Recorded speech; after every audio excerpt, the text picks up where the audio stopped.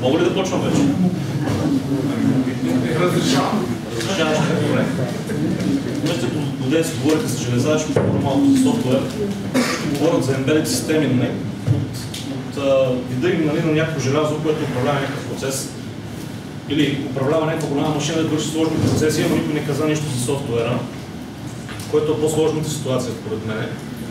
Embedded системи, по дефиниция, е нещо, което е тясно специализирано и свързано с управлението на някакви процеси, нали?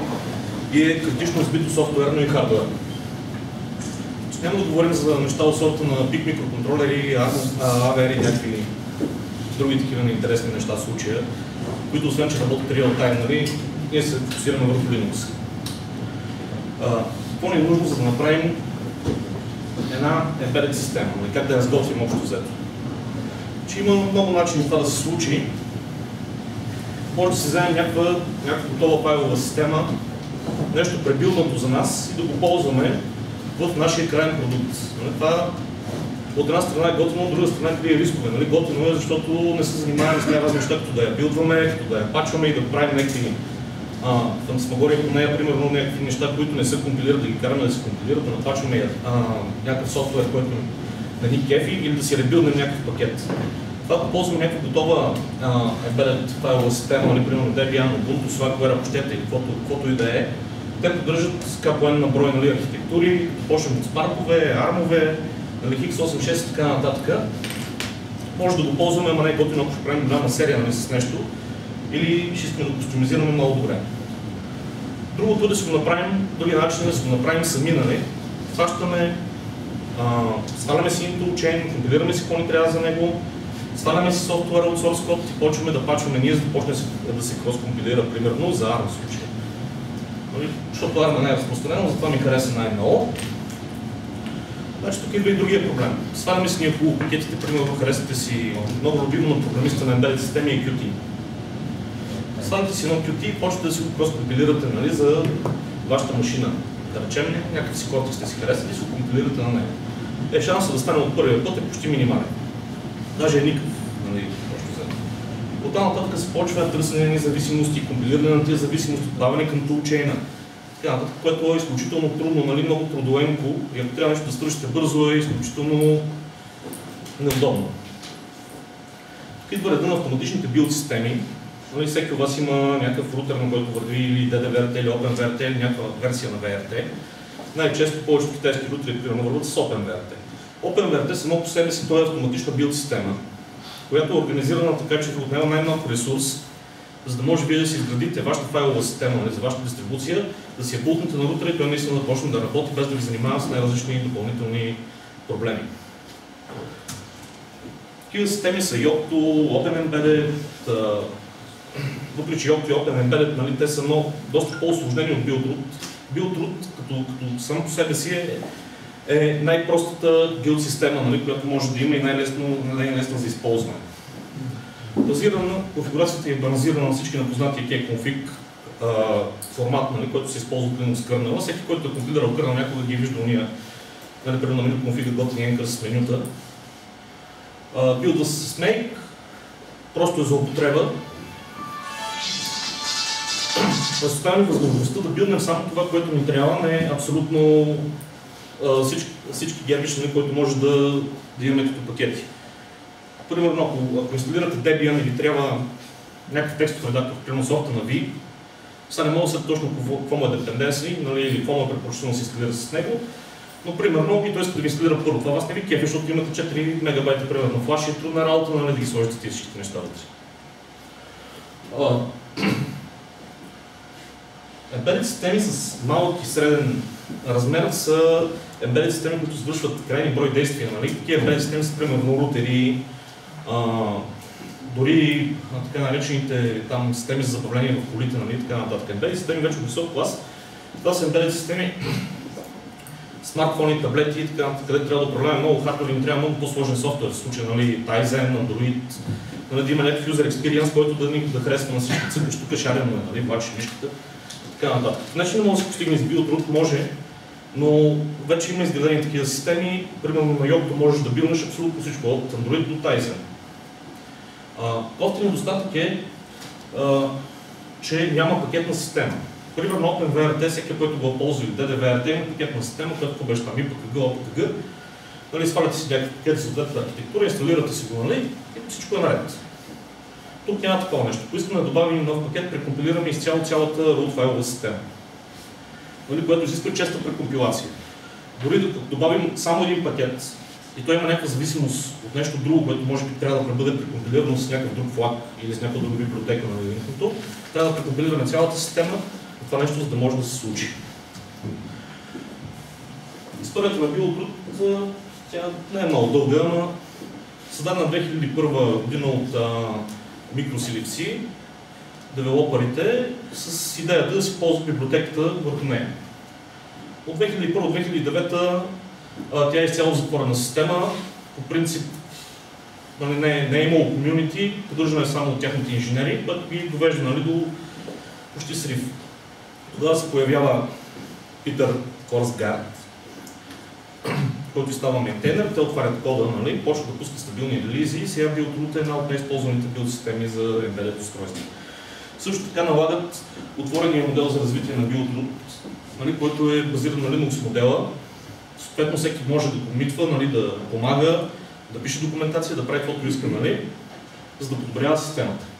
Принципът на работа на биотруд е що да бъде прост.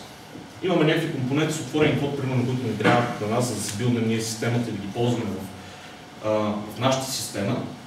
И сме си написали някакви собствени компоненти, които може да ги добавим като биотруд, като отделни пакети или отделен софтуер. Цялото това нещо има два конфигурационни файла, които са познатия стандарт. Описваме вътре какво точно ни трябва, няма да се задълбавам, с това мога да ви покажа после на workshop, защото ще стане много дълга презентацията. И един конфиг файл, който ние сме си дефинирали какво точно искаме да включи в нашата система. Биотруд има грижата само да си свали toolchain, ако е поддържан, който ни трябва за съответната архитектура, или може да се добавим ние сами. Може да си изберем какъв кърнел, да ползваме какъв bootloader, какъв toolchain. След като мина тази цялата галимация, получаваме една root файлова система, кръпнем image, bootloader image и готов toolchain за това нещо, което правим. Това, че няма нужда да бъде root, не е кой знае какво значение, но е добре по принцип. Не се решават с ползването на биотруд много зависимости от към инструменти, нужни за функционирането ни. Тя работи с съвсем стандартен набор от инструменти, които стандартно се покриват от Build Essentials пакет в Debian. Това са Bison, Oak и така нататък.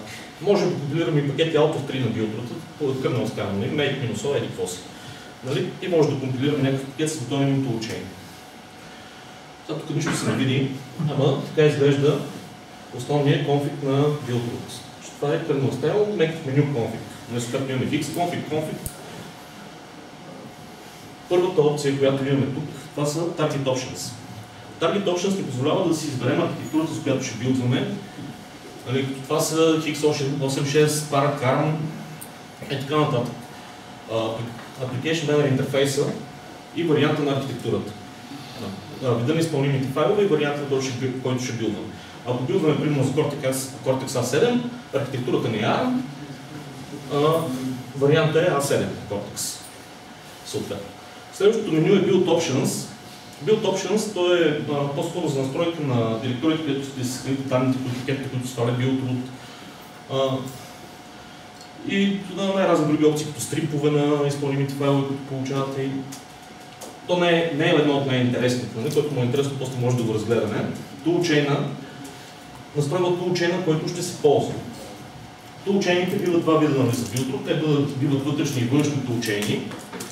Вътрешния toolchain, ясно, че е от целипце, съответно му там вариации, и външни toolchain-и, които вие може да дефинирате да си свали от някъде, да му кажете къде се намира и да го ползва, като той се грижи да си копира, нали, там съответните неща, които му трябват от тоолчейна, където му е удобно на него, за да не ви занимава с шкороти.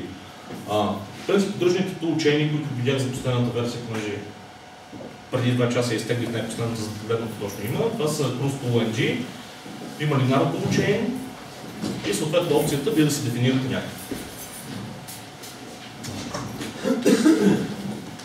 System Configuration менюто, там са основни параметри на системата, като hostname, формат на записаните пароли на системата, типа менеджмент на dev, решаем dev,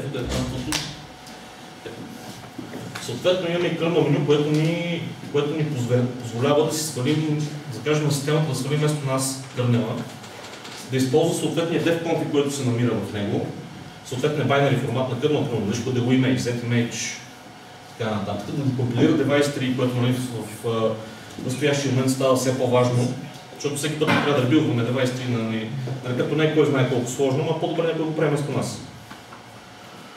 И идва най-интересната част, това са Target Packages. Има 1000 и повече пакета, които се обновяват всеки да се добавят някакви нови, нали, премахват се стари и така нататък. Това меню ще демонстрираме после, защото то е най-ценната част. Те са разделени на групи, съответно групирани по функции, които извършват, примерно аудио, нетворкинг и така нататък. И вие може да си изберете точно пакетите с едно типче, които ви интересуват вас.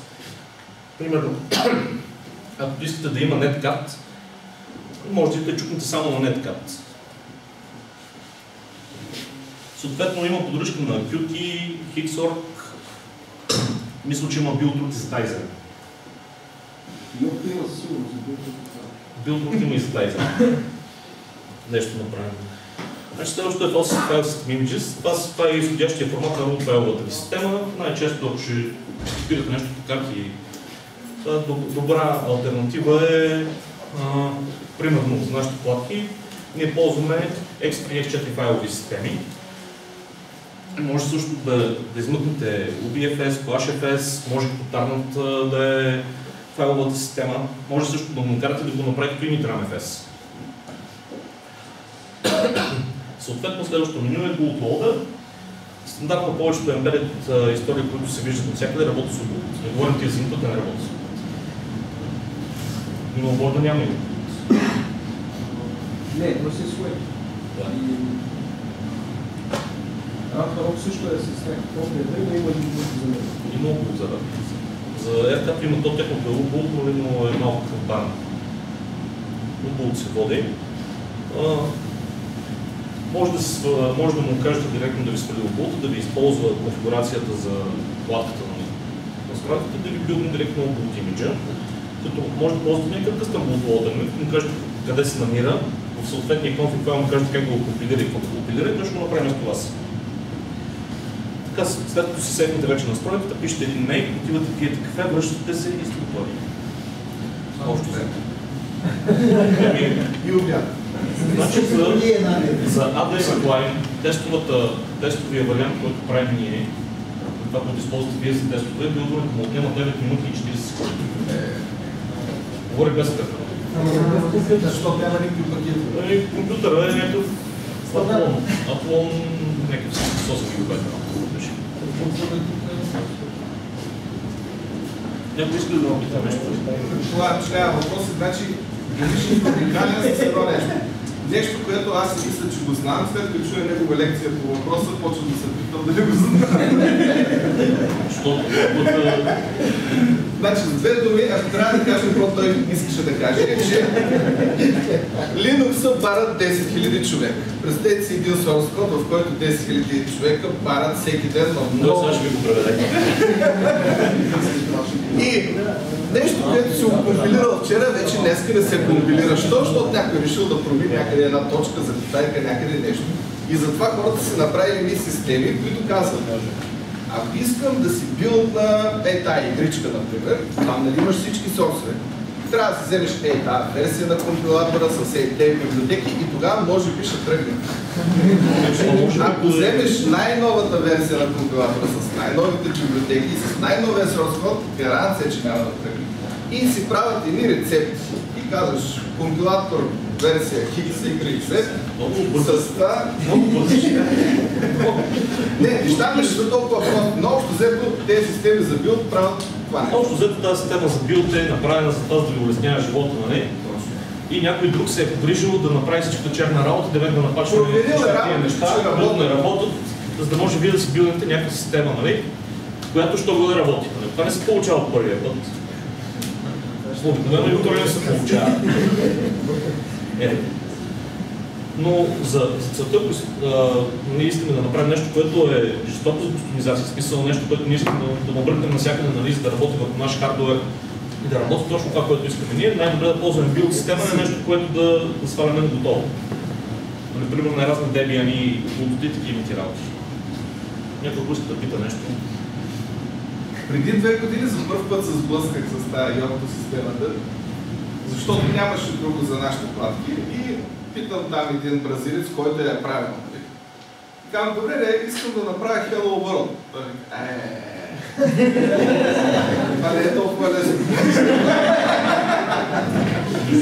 Защото за да направиш Hello World, трябва пак да билдиш цялата система за всичките работи. Защото всяка една програма, която искаш да вкараш вътре, трябва да й направиш рецепта, да кажеш, този компилатор ще използваш, тук ще го свалиш, тази библиотека ще вземе. Не само да напишеш print function, Hello World. Това при Yocto, там нещата са малко по-сложни с тия рецепти. Рецепта означава, нали, вие имате един софтуер, който сте компилирали, той е зависим от най-различни неща, нали, използва най-различни форми на компилатора, най-разни библиотеки. И втория сайт файл, той се казва това рецепта, вие описвате точно какво ви трябва, нали, за да се билне това нещо, без да има, нали, кофти последствия за него. Факт е, че каза, че може да ще му отнеме да ми обясни как да напиша Hello World. Yocto е направено за по-големи системи, е по-тегаво за работа с него. Като билд е толкова опростен, че в един текстов файл описваш това, което ти трябва, има толкова много екзампли, сега за един Hello World само трябва да копираш на някаква простотия текстове, на някакво прости конфигурационния файл, примерно някакво или каквото и да било, и стигаш това да те кефи и то тръгва. А иначе на Yocto, ако объркаш рецептата, то обърка всички рецепти в това 3 и после не мога да разбереш какво става поне един ден. С билд да го правим, като искаме да компилираме нещо, което го няма. Добавяме се. Това не е. Не е много. Ако се го правя, вече е много лесно. По принцип е лесно. По принцип е лесно, има доста екзампли. Спрямо алтернативи е лесно. Моля? Спрямо алтернативни билд системи е да, лесно. Значи можеш да... Смисълто навсякъде е лесно, ти да знаеш какво правиш. Не, да знаеш какво правиш, само билд е добре, защото там има достатъчно много документация, нали? Общо взето е обяснено как се правят нещата и то на човешки език. Не е чисто един конфигурационен файл, това пример конфигурационен файл, какво пише в него си е това работа, нали, и разбери. Пробвай. Някой имаше много готин мейл сервер, send mail. Нали, той имаше точно такава документация, нали, като Yocto. Напред това то ще стане, ако не стане, не знам. Моля? За send mail, Send mail го познавам отдавна. Добре, колко време отне на първата платка, която Олин Ексън работи, да се направи имиджа за... Не, те го направиха, то бразилец го направи за един ден, ама... Не, използваше да направи система. Колко време ще отнеме? Да. Първи имидж са просто заедно и се го направихме ние с Стефан двамата. Колко време отне това? Това на нас специално ни отне около 3 дена. И то не е с билдрулата, с колко проектна тогава, не помня. Той LT... Това е една друга тема на работа, дето... Пак с една така... Последния фреймворк, но имахме проблеми с бутнове. Да, не знаеш дали точно работи бутнове. Понеже FreeScale са добри от документацията, нали... Ние нямахме кое да те се криптират имиджите там и не може да направиш нещо от това. Там не се криптират точно, те мисля, че Рано може да обясни по-добре. За конкретно проблема за това е, че те имат поддръжка в тези процесори, където ти можеш цифрово да си подпишеш имиджа и ти можеш да програмираш one-time програмable битове, така че на този хардвер какво никой да не може да пусне нищо друго се не. И те по принцип тези неща по дефолт са изключени, нали? Там се пишат нули и върви, но има цялата тази инфраструктура, която усложнява, т.е. трябва да се вземе предвид. Така наречените метод полуплекси, какво беше да, това? точно. В смисъл това, което ме затруднило е системата за защита на софтуера.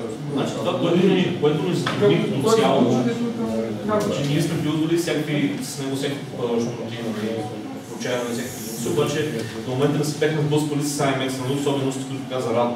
Значи специално този процесор IMX 233, той и 28, те са абсолютно различни от дори всички други от IMX серията на Freescale, защото те са купили от Sigma-Tel.